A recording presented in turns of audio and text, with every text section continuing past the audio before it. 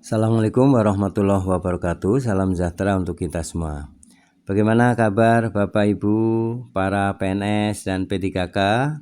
Semoga dalam keadaan sehat walafiat, tetap semangat ya di dalam menjalankan aktivitas tugas-tugas sehari-hari, dan semoga selalu meningkatkan kinerjanya ya.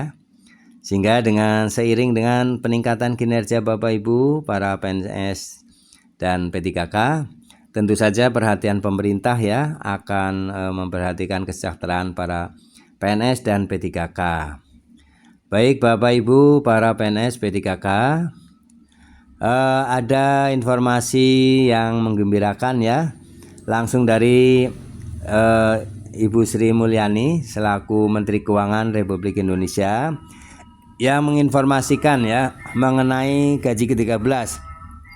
Jadi informasi ini resmi dan Bapak Ibu bisa menyimaknya hingga selesai agar Bapak Ibu bisa mendapatkan pemahaman yang utuh ya, yang lengkap. Maaf. Informasi ini dari Sri Mulyani. Terkuak ya, ini alasan Sri Mulyani tak akan bayarkan gaji ke-13 kepada PNS dan P3K di bulan Juni. Nah, apakah benar ya? Apakah ada perubahan di dalam penjadwalan? Mari kita simak ya alasannya agar bisa memahami informasi ini selengkapnya. Bapak Ibu yang baru mendapatkan channel ini dan belum memberikan subscribe, silakan ya Bapak Ibu berkenan untuk subscribe, like, isi komentarnya. Mari kita simak bersama informasi selengkapnya dari Sri Mulyani. Dihimpun dari lengkongayobandung.com, Sri Mulyani telah menyetujui pembayaran gaji ke-13 untuk PNS dan P3K. Setelah menyetujui pembayaran THR, kali ini Sri Mulyani menyetujui pembayaran gaji ke-13 bagi PNS dan P3K. Pembayaran gaji ke-13 PNS dan P3K akan bersumber dari anggaran APBN dan APBD. Pembayaran gaji ke-13 bagi PNS dan P3K akan dilakukan pada Juni 2024 mendatang. PNS dan P3K akan menerima gaji ke-13 sesuai dengan ketentuan yang telah disetujui oleh Sri Mulyani. Pembayaran gaji ke-13 untuk PNS dan P3K ini telah diatur dalam PP nomor 14 tahun 2024. PNS dan P3K akan menerima pembayaran gaji ke-13 yang terdiri dari 5 komponen ya, salah satunya gaji pokok. Nah ini unsur atau komponennya ya, salah satunya gaji pokok ya, yang telah naik 8% ya.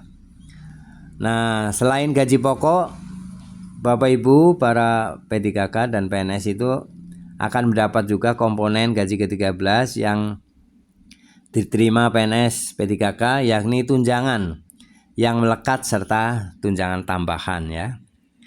Namun ada pula PNS P3K yang tidak akan menerima pembayaran gaji ke-13 ini. Wow, apa benar ya ini ya? PNS dan P3K yang tidak menerima, padahal yang lain menerima. Nah, apa alasannya? Sri Mulyani tidak akan melakukan pembayaran gaji ke-13 terhadap dua golongan PNS dan P3K. Nah, golongan mana aja ya yang tidak menerima gaji ke-13 seperti layaknya PNS dan P3K yang lain ya. Terdapat dua golongan PNS dan P3K yang secara jelas tidak akan menerima pembayaran gaji ke-13 dari Sri Mulyani. Kedua golongan PNS dan P3K tersebut dijelaskan dalam PP nomor 14 tahun 2024 yang sudah disetujui Sri Mulyani. Jadi ini ada golongan PNS dan P3K yang tidak bisa menerima gaji ke-13 ini berdasarkan PP nomor 14 tahun 2024 ya, yang sudah diteken ya. Nah, ini keterangannya di dalam pasal 5 PP nomor 14 tahun 2024, Sri Mulyani secara tegas tidak akan memberikan gaji ke-13 kepada PNS dan P3K dengan ketentuan. Nah, ini ketentuannya ya pada pasal 5 PP nomor 14 tahun 2024. Ini ketentuannya, yang tidak bisa menerima adalah PNS dan P3K yang sedang dalam masa cuti di luar tanggungan negara atau dengan sebutan lain. Nah, jadi cutinya itu bukan oleh tanggungan negara ya. Nah, tentu saja ini perlu didalami ya, cuti yang seperti apa yang tidak bisa menerima gaji ke-13. Ya, tentu saja Bapak Ibu bisa mendapatkan informasi yang lengkapnya ya, bisa ditanyakan di instansi masing-masing. Yang kedua, PNS dan P3K yang sedang ditugaskan di luar instansi pemerintah, dalam negeri maupun luar negeri. Jadi Bapak Ibu PNS P3K yang ditugaskan ya di luar instansi pemerintah itu tidak akan mendapatkan gaji ke-13. Tentunya ini itu ada kebijakan pada instansi tersebut ya, di luar pemerintahan.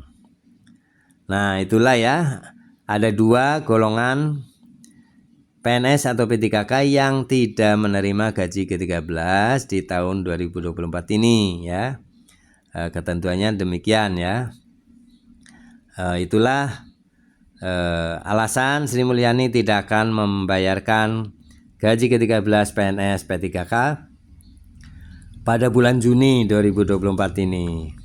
Bagi PNS dan P3K yang tidak termasuk dalam golongan yang disebutkan, maka akan menerima gaji ke-13 sesuai dengan jadwal yang telah ditetapkan. Nah, tentu saja Bapak Ibu yang tidak termasuk dalam dua golongan ini atau dua kriteria ini, Bapak Ibu tetap akan mendapatkan gaji ke-13 ya, yang waktunya sudah ditentukan ya, jadi Juni ya, dan besarannya nominalnya juga sudah ya, dimana gaji pokok sebagai salah satu komponennya ya, itu sudah naik 8%, kemudian ada tunjangan yang melekat lainnya, ada tambahan ya, tunjangan kinerja maupun untuk para guru dan dosen itu akan mendapatkan 1 bulan ya tunjangan profesi guru ya.